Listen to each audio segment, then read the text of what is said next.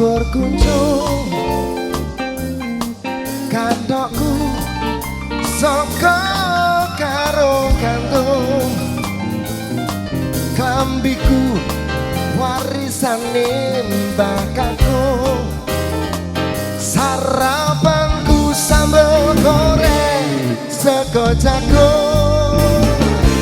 kosokan watu ning kali nyemplung ning kadung biur jaman dhisik durung usum sabun pabrik ero dibangun andukku mung cukup anduk sarung dolananku motor cilik saka lembung bis lebis konco baris rekasane saiki wis bis lebis konco baris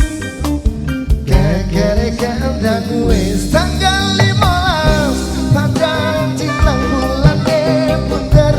sonder aku diutang soyan gede tapi dokter sing utang boke tanggal 15 padang cilang bulane bunder seser arep wis gede aku disuntik bu dokter jus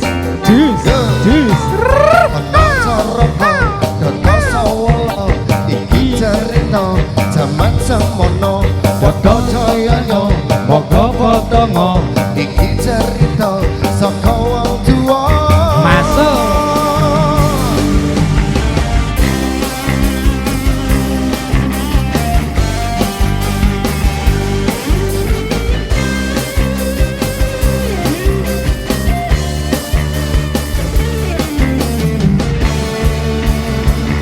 kosokan watu ning kali nyemplung ning kadung biur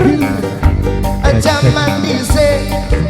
durung usum sabun pabrik erong dibangun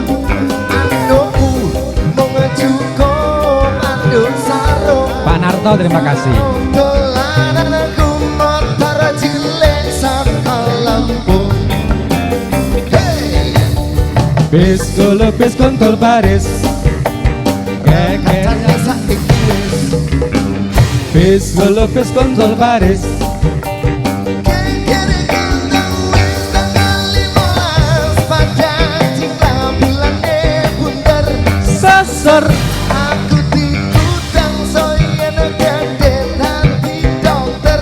sing utang boke tanggal 15 padang cilang bulane bunder seser bareng wis gede aku dadi youtuber tanggal 15 padang cilang bulane bunder seser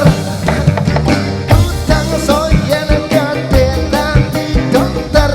sing utang boke tanggal 15 padang cilang bulane bunder seser bareng wis gede aku dadi dokter hey 15 padang cilang bulane bunder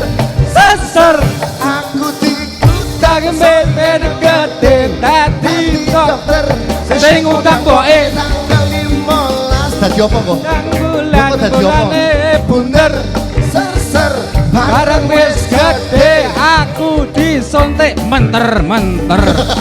kena vaksin ana caraka Kertosawala iki cerita jaman semono padha jayanya moga padha iki cerita saka wong tuwa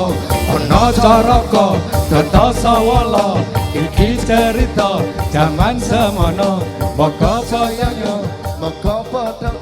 iki cerita saka wong tuwa